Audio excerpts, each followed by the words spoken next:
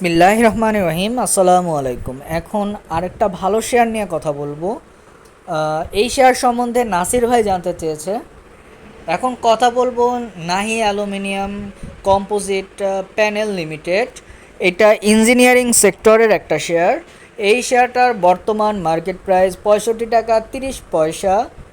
পিই ratio আমরা দেখতে পাচ্ছি 20 টাকা 32 পয়সা। গুরুত্বপূর্ণ একটা চার্ট। ইপিএস এবং কি প্রফিট দেওয়া আছে। গত বছর ফার্স্ট কোয়ার্টার ইপিএস ছিল হলো 0.57, সেটা এবছর কমে 0.51 হয়েছে। গত বছর সেকেন্ড কোয়ার্টার ইপিএস 0.45 ছিল এবং কি এবছর তা 35% বেড়ে 0.61 হয়েছে। থার্ড কোয়ার্টার ইপিএস গত বছর ছিল 0.62, এবছর সেটা বেড়ে 1.29 হয়েছে, যার গ্রোথ ছিল প্রায় 108%-এর বেশি। অ্যানুয়াল ইপিএস আমরা দেখতে পাচ্ছি গত বছর ছিল 2.15, এবছর তা বেড়ে 3.21 হয়েছে। গত বছরের প্রফিট ছিল 14,70,00,000, এবছর নিশ্চয়ই তার থেকে প্রায় 50% বৃদ্ধি পেয়েছে। ন্যাভ আমরা আগেই দেখেছি 17 টাকা 38 পয়সা। আমরা টোটাল সিকিউরিটিজ দেখতে পাচ্ছি 6,84,00,000। পেইড আপ ক্যাপিটাল দেখতে পাচ্ছি 68,36,00,000 টাকা। আমরা শেয়ার হোল্ডিং পার্সেন্টেজের দিকে একটু খেয়াল করি। এই শেয়ারটায় সব থেকে বেশি হোল্ড করে আছে পাবলিকের হাতে আছে প্রায় 47%, 47.80% শেয়ার। ডিরেক্টরের হাতে আছে হলো 39.58% শেয়ার।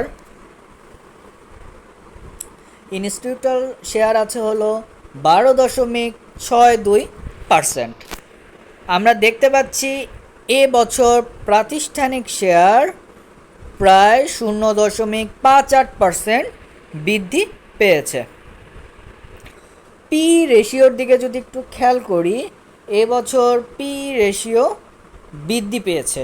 গত বছর যে জায়গায় কমেছে।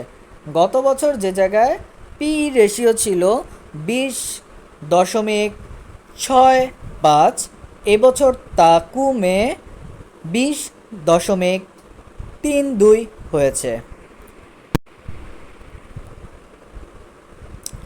ইপিএসের দিকে যদি আমরা একটু খেয়াল করি, এবছর ইপিএস গত বছরের তুলনায় আগেই বলেছি প্রায় 50% বেড়েছে। গত বছরের ইপিএস ছিল 2.15, এবছর 3.21। গত 8 বছরে সর্বোচ্চ ইপিএস ছিল 2019 সালে এবং কি 2015 সালে। তা ছিল যথাক্রমে 3.78 এবং কি 3.77। এছাড়া অন্যান্য বছরগুলি 2-3 এরকম এর মধ্যেই ছিল। কখনো অনেক বেশিও কমে নেয়, অনেক বেশি বাড়েও নেয়। 2014 সালে ইপিএসটা খারাপ ছিল 0.54। আমরা ন্যাব দেখতে পাচ্ছি প্রায় 1.70% বৃদ্ধি পেয়েছে এবছর। ন্যাব বৃদ্ধি পাওয়া ভালো, ইভেন ইপিএস এবং কি প্রফিট বৃদ্ধি পাওয়া ভালো। আমরা এখানে খেয়াল করলে দেখতে পাবো গত বছর 2021 সালে সর্বোচ্চ পরিমাণ ন্যাব ছিল গত 8 বছরের তুলনায়। নিট প্রফিট আমরা দেখতে পাচ্ছি গত বছর ছিল 14,70,00,000। 2019 সালে সর্বোচ্চ প্রফিট ছিল, সেটার পরিমাণ 21,96,00,000। এবং কি সর্বনিম্ন প্রফিট 2015 সালে হয়েছিল, যেটার মূল্য ছিল 3,77,00,000 টাকা। এই শেয়ারটা ডিভিডেন্ড তুলনামূলক আমার মতে কম দেয়। আমরা দেখতে পাচ্ছি এই শেয়ারটা 2021 সালে 10% ক্যাশ ডিভিডেন্ড দিয়েছে, এছাড়া কোনো বছরই আর 10% দেয়নি। শেয়ারটা 2020 সালে দিয়েছে 8% ক্যাশ, 19 সালে 5%, 18 সালে 7% এবং কি 17 সালে 5% ক্যাশ ডিভিডেন্ড দিয়েছে। আমরা এই শেয়ারটার প্রাইসের একটু হিস্টোরি দেখে আসি চার্টের মাধ্যমে। বর্তমানে এই শেয়ারটা 65 টাকা 30 পয়সায় অবস্থান করছে।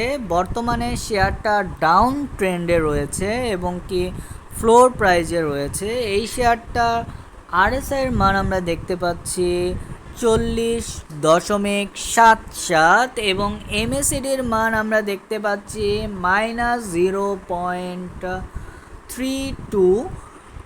আরএসআইয়ের মান আমার কাছে রিস্কি মনে হচ্ছে না এবং এমএসিডির মান আমাদের এখন পর্যন্ত সেল সিগন্যাল অব্যাহত রেখেছে। হয়তোবা কিছুটা উঠলে বা ফ্লোর প্রাইসটা ভাঙলে এই শেয়ারটা খুব ভালো একটা পজিশনে যেতে পারে। এখন আমরা এই শেয়ারটার সাপোর্ট এবং কি রেজিস্ট্যান্স দেখে আসি। এই শেয়ারটা বর্তমান প্রাইস থেকে সাপোর্ট আমরা দেখতে পাচ্ছি 65 টাকা 10 পয়সা এবং কি তারপরে স্ট্রং সাপোর্ট লেভেল রয়েছে 56 টাকা 20 পয়সা। তারপর অন্যান্য যে সাপোর্ট লেভেলগুলি রয়েছে 46 টাকা 50 পয়সা, 43 টাকা 80 পয়সা, 33 টাকা 30 পয়সায় এই শেয়ারটার সাপোর্ট লেভেল রয়েছে। এছাড়া রেজিস্ট্যান্স যদি আমরা একটু খেয়াল করি 75 টাকা 70 পয়সায় রেজিস্ট্যান্স রয়েছে, নেক্সট রেজিস্ট্যান্স, এবং কি তারপরের যে রেজিস্ট্যান্সটা রয়েছে সেটা 83 টাকা 50 পয়সা। এখন বিনিয়োগটা সম্পূর্ণ আপনার বিষয়, বাট আমার কাছে এই শেয়ারটা খারাপ না, ভালো, মোটামুটি বিনিয়োগের উপযোগী, দামটাও তুলনামূলক কম। আপনারা জেনে বুঝে অবশ্যই নিজেরা বুঝে শুনে কোনো একটা শেয়ারে বিনিয়োগ করবেন।